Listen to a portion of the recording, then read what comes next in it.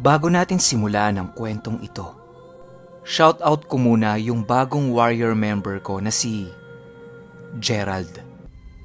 At sa mga nag-renew ng badge na sina Edward Orial, Rose Kaiko, Lee AJRJ, Admin Edison Galvan, Random Adriel, Suchan, at kay Erilyn Asuela. Maraming salamat po sa inyo. Simulan na natin to. Nakatitig yung dalawa sa bintana kung nasaan siya. Nakapatay yung ilaw sa kwarto niya kaya imposibleng makita siya nung mga yon. Kaya bakit sila nakatitig sa kanya? Umatras ng konti si Kuya Tata para mas lalo siyang hindi makita nung dalawa, pero mas binagalan pa nung dalawang lalaki yung paglalakad nila at nakatitig pa rin ito kung nasaan siya. Nakaramdam ng init ng ulo itong si Kuya Tata. Kaya ang ginawa niya, inilabas niya yung ulo niya sa bintana at nakipagtitigan siya sa dalawang ito. Mata sa mata, tapang sa tapang siyang nakikipagtitigan. Pero hindi natitinag yung dalawang lalaki. Para silang wala sa mga sarili nila. Yun bang merong nagkokontrol? Tumigil yung dalawang lalaki sa tapat niya at tumingala ito. Napiko na si Kuya Tata. Ang sabi niya, "Hoy! Ano bang problema nyo? Ha?" Wala siyang natatanggap na sagot sa dalawa. Nakatitig pa rin. Sa isip-isip ni Kuya Tata, hindi mga tao to. Sige. Nag-usal ng dasal si Kuya Tata at inihip niya yon sa dalawa. Kaso lang, hindi tinablan yung dalawang lalaki na yon. Nanatili itong nakatayo sa tapat ng bintana nila. Maya-maya pa, naglakad na ito papalayo habang tinitingnan pa rin siya. Nung nawala na yung dalawang lalaki, agad-agad sinarado ni Kuya Tata yung bintana sa kwarto niya. Nung nakapwesto na sa higaan si Kuya Tata, maniwala kayo o hindi, yung dalawang lalaki na nakita niyang naglalakad sa kalye, nasa loob na ng kwarto niya at nakasubsob ang mga mukha nun sa mukha niya. Nanigas ang katawan ni Kuya Tata.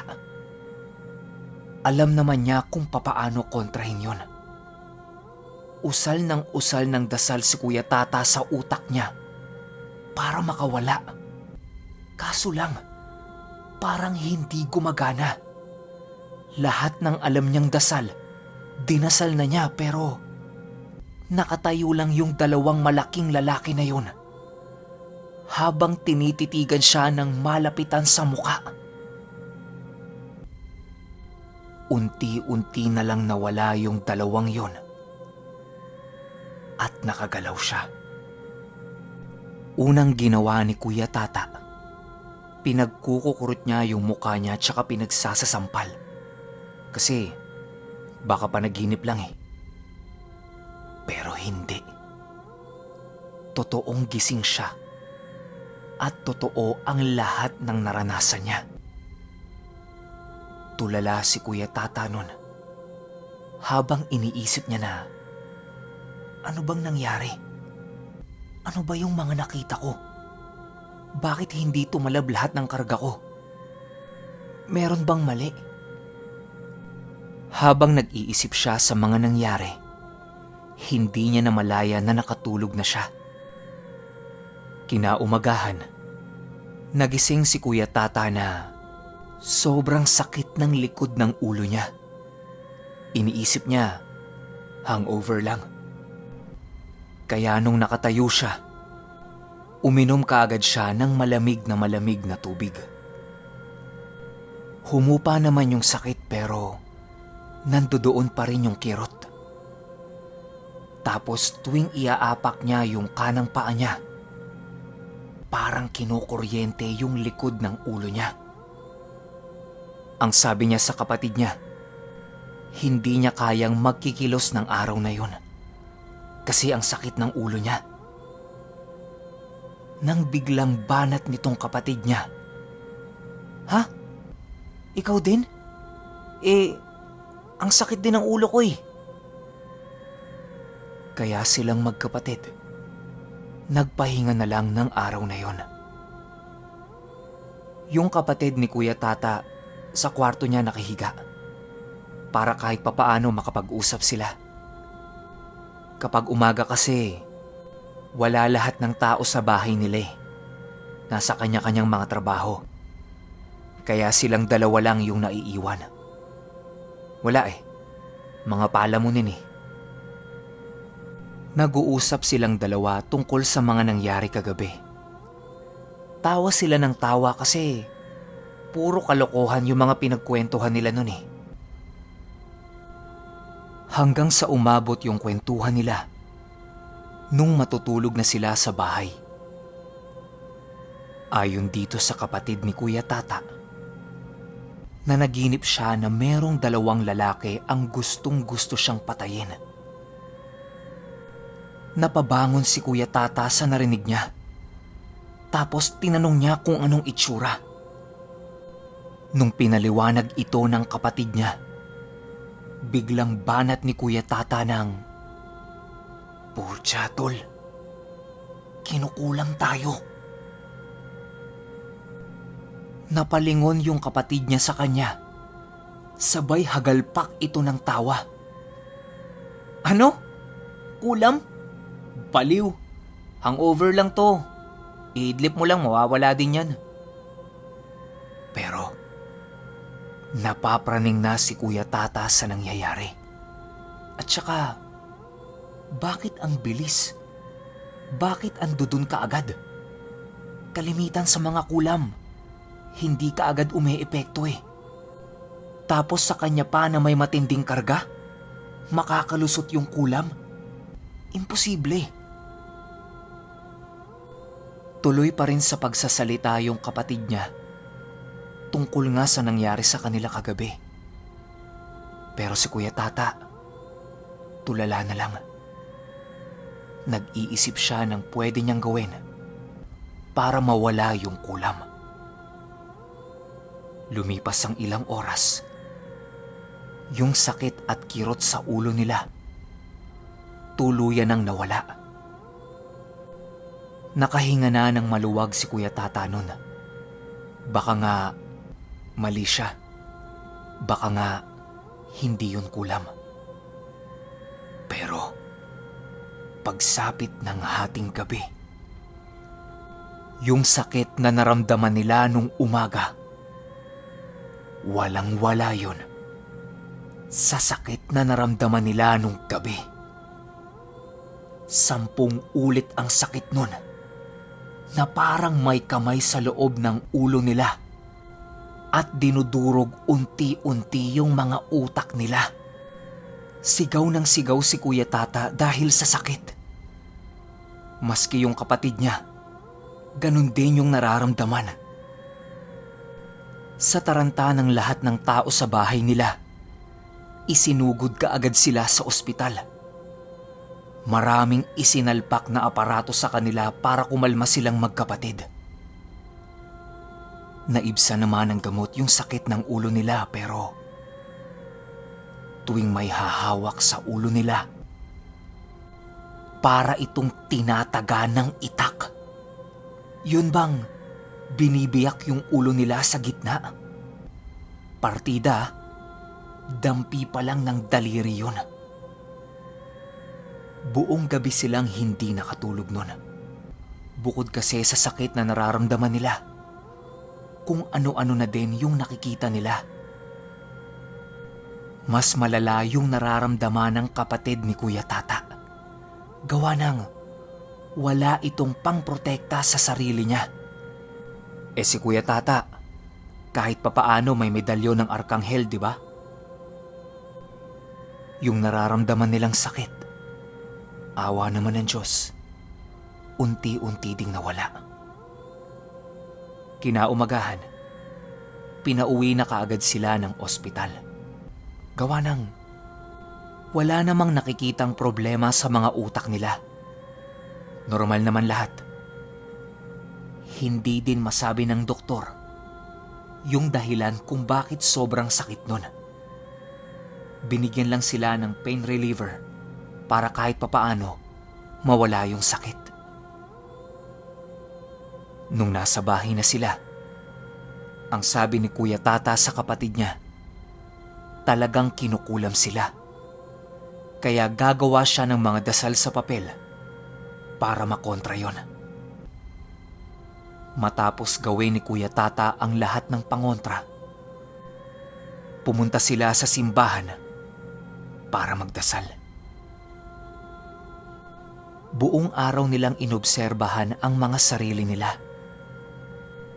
Awa naman ng Diyos, wala silang naramdaman nung araw na yon. Sumapit ang araw ng inuman nila. Sabado yun, di ba? Naglakad itong si Kuya Tata sa court para tingnan kung may nagsiset up. Pero ni isa sa kainuman nila, wala doon. Nakakapagtaka lang kasi lingguhan yun, di ba? Pag-uwi niya ng bahay, sinabi niya sa kapatid niya na wala yung mga kainuman nila doon. Kaya silang magkapatid, tumambay na lang sa kwarto ni Kuya Tata. Nakasilip lang sila sa bintana nun. Mga alas 5 o alas 6 ng hapon yun. Nakita nila si Manang Baby na dumadaan sa tapat ng bahay nila. Titingin-tingin ito sa bintana kung nasaan silang dalawa. Sinundan nila ng tingin si Manang Baby. Nung nasa kanto na ito para lumiko, bigla itong nagtago sa likod ng poste at panay ang sulyap sa kanilang dalawa. Paulit-ulit na tumuturo ito sa kanila na para bang galit na galit.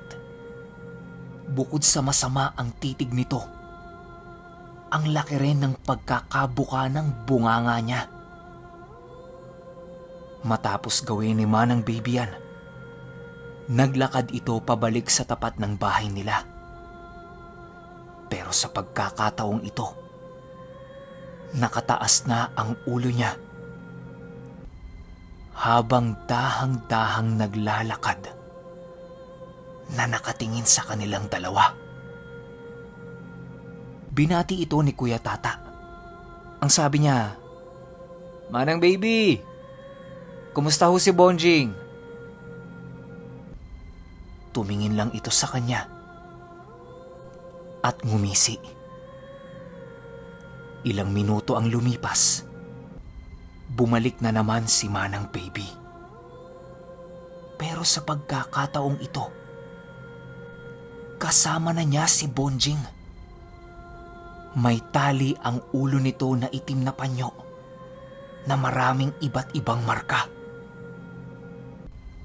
Ganun pa rin. Nakatitig sa kanila si Manang Baby habang naglalakad. Tinawag ng kapatid ni Kuya Tata si Bonjing. Ang sabi niya, "Hoy, Bonjing! Kamusta? Inuman na ulit oh." Lumingon lang ito, pero hindi siya pinansin. Paglagpas sa bahay nila nung dalawa, nagtago na naman sa poste si Manang Baby. Umikot ulit at naglakad na naman. Ang sabi ni Kuya Tata sa kapatid niya, "Tol, May hindi tama. Samahan mo ako magdasal mamaya. Lumipas ang ilang oras. Nakalimutan nilang dalawa na magdasal. Gawa ng bumalik yung sakit ng ulo nila. Hindi man ito kasing sakit nung nakaraan, pero iniinda talaga nila ito. Ayon pa sa kapatid ni Kuya Tata, kasabay ng sakit na nararamdaman nila, yung dalawang lalaking nakita nila noon, nakikita nila ulit sa tuwing pipikit sila. Tapos para itong may mga hawak na pako na pilit ibinabaon sa mga ulo nila. Maniwala kayo o hindi, parehong-pareho sila nang nakikita sa panaginip nila. Kahit ang sakit-sakit na ng nararamdaman ni Kuya Tata, pinilit nitong bumangon para magdasal sa tubig. Nag-orasyon siya sa 1 litro ng tubig at yun ang ininom nilang magkapatid. Ang nangyayari, tuwing iihi sila, nababawasan yung sakit ng ulo na nararamdaman nila. Hanggang sa tuluyan na itong nawala. Nakatulog naman sila ng maayos ng gabing yon at nagdire-diretso yung ginhawang naramdaman nila. Sumapit na naman ang araw ng Sabado. Takang-taka na silang magkapatid kasi wala na naman yung mga kainuman nila. Parang 2 o 3 Sabado nang walang session. Di ba lingguhan yun? Naisipan ni Kuya Tata na puntahan yung pinaka-leader ng grupo. Pagdating nila sa bahay, ayon sa asawa nito, ilang linggo na yung hindi makatayo ng kama dahil sa iniinda din itong sakit ng ulo. Halos ilang ospital na rin ang pinagdalhan nila dito, pero hindi ito gumaling-galing. Puro pain reliever lang ang binibigay sa kanila. Tapos, agad-agad ding pinapalabas ng ospital. Kasi nga, walang makitang diferensya sa utak niya. Humingi ng permiso si Kuya Tata sa asawa nito na kung pwede sana, tawasin niya ito. Pumayag naman yung asawa. Bilang hindi naman manggagamot talaga si Kuya Tata, ang tanging ginawa na lang niya, ipatong yung suot-suot niyang medalyon sa dibdib nito. Pagpatong na pagpatong ni Kuya Tata, bigla itong nanginig na parang giniginaw. Umunat ang buong katawan nito at may lumalabas na laway sa bibig. Sa takot ni Kuya Tata, inalis niya yung medalyon niya. Baka kasi mamaya kung anong mangyari. Nagtanong yung asawa ng kainuman nila kung bakit ganon yung reaksyon ng asawa niya sa ginawa ni Kuya Tata. Ang sabi ni Kuya Tata dito, baka hindi siya maniwala sa sasabihin niya. Dahil yung asawa niya, kinulam. Yung pananakit ng ulong nararamdaman nun ng ilang linggo na. Dahil yun sa matinding kulam. Mabuti pa, lumapit sila sa manggagamot para maisalba pa yung asawa niya. Pero hindi ito naniwala sa kanya. Hindi ko nalang babanggitin yung relihiyong sinabi sa akin ni Ate Badeth para walang pagtatalo sa comment section. Ayun nga, hindi sila humingi ng tulong sa manggagamot at patuloy pa rin ang ginawa nilang pagpapacheck up dito sa ospital. Pero yun at yun pa rin ang nagiging resulta. Hanggang sa tuluyan na lang itong hindi gumalaw at nanigas ang katawan. Namatay ito. 2 linggo ang lumipas matapos mamatay yun. Sumunod yung isa pa nilang kainuman. Ang sabi ng pamilya nito, inatake yun sa puso. Bigla na lang bumulagta sa likod ng bahay nila nung nagpapakain ito ng manok. Laking pasasalamat na lang nitong magkapatid dahil merong alam na pangontra si Kuya Tata. Dahil kung wala, baka mas nauna pa silang namatay kesa sa dalawang yun. Mula nung mangyari yung sunod-sunod na pagkamatay ng mga kaibigan nila, nagpa siya itong si Kuya Tata na umalis na doon at umuwi na lang sa kanila. Dahil pakiramdam niya, hindi titigil si Aling Baby na isa-isahin yung mga kainuman nila hanggat nakikita siya doon ng matanda. At saka, hindi na rin maganda ang nagiging kalusugan niya. Oo, hindi siya naatake ng direktang kulam ni Aling Baby. Pero, may iba pa itong paraan para sirain yung sistema niya. Yun yung hindi kayang depensahan ng karga-karga niyang medalyon. Hindi niya alam kung papaano siya tinitira nun. Pero ang malinaw lang sa kanya, si Aling Baby ang gumagawa nun. Nung nakauwi siya sa kanila, agad-agad nagpatawa siya sa maestrong nagbigay ng medalyon niya. Ang lumabas na resulta, 5 malalaking nilalang na puro walang ulo. Gulat na gulat si Kuya Tata sa nasaksihan niya. At saka, nagtataka siya kasi paano siyang napasok nun?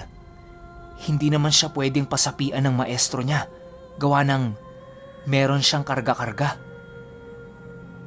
Kaya ang naisip gawin ng maestro niya, papuntahin yung kapatid niya doon para pasasapiin dito ng maestro niya kung sino man yung nangungulam sa kanila.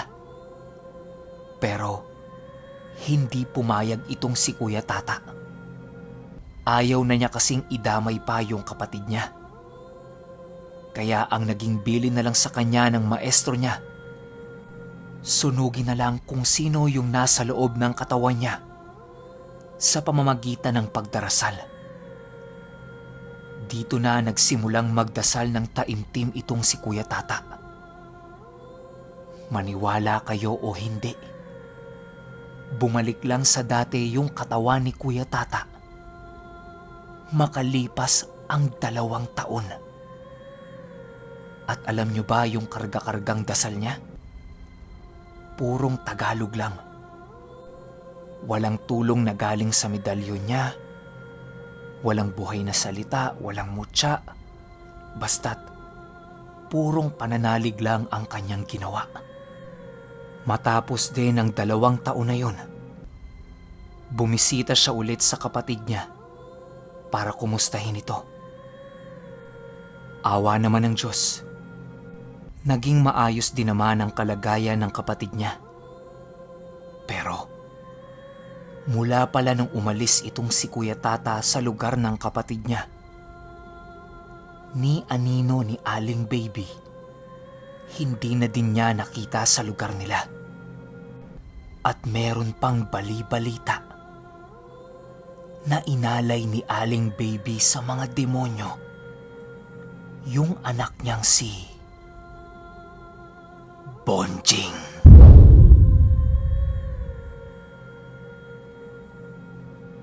Okay,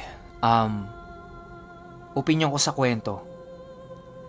Isang magandang patunay ito na hindi natin kailangan ng mga agimat o kahit na anong alam natin na matutulungan tayo kapag may problema tayo sa kalusugan natin o kung ano man. Yun nga, kagaya ng ginawa ni Kuya Tata, nagdasal lang siya ng galing sa puso niya. Hindi niya ginamit yung karga-karga niyang agimat. Well, hindi naman natin masasabi, pwedeng sinabi niya lang yun, di ba? Pero ako naniniwala ako sa ganun. At saka ayon kay Ate Badeth, wala nang kargatong si Kuya Tata kasi sa simbahan na siya naglilingkod ngayon. Okay, siguro kaya napasok ni Aling Baby si Kuya Tata Kasi malakas talaga yung karga-kargang gamit ni Aling Baby. Hindi din basta-basta. Or pwede rin namang hindi pa ganun kalakas yung pananampalataya ni Kuya Tata sa gamit niya. Kaya madali itong nabasag ni Aling Baby. Pero kahit papano, naligtas siya nun, di ba? Hindi sila natuluyan ng kapatid niya. Partida. Basic lang yung alam ni Kuya Tata. Yun bang dasal sa tubig, poder, dasal sa papel. Pero nagawa pa rin siyang isalba nun. Tsaka kung pakikinggan nyo yung dulo ng kwento, di ba ang nakatalo lang din sa kulam ni Aling Baby, taimtim na pagdarasal. Yun lang din yung sinabi ng maestro niya sa kanya, di ba? Kaya naka-recover. Pero yun nga, inabot yon ng 2 taon. Hindi siya ganun kabilis, kaya huwag niyong minamadali kung meron kayong nararamdaman. Pero kayo, anong opinyon ninyo sa kwentong ito? I-comment nyo lang sa baba. Bago natin tapusin ang video, shoutout ko muna yung 2 random subscribers natin na sina Dimples Yumi at si Rhea Faye Molino Artajo. Yun lang. Hanggang sa susunod na kwento. Salamat.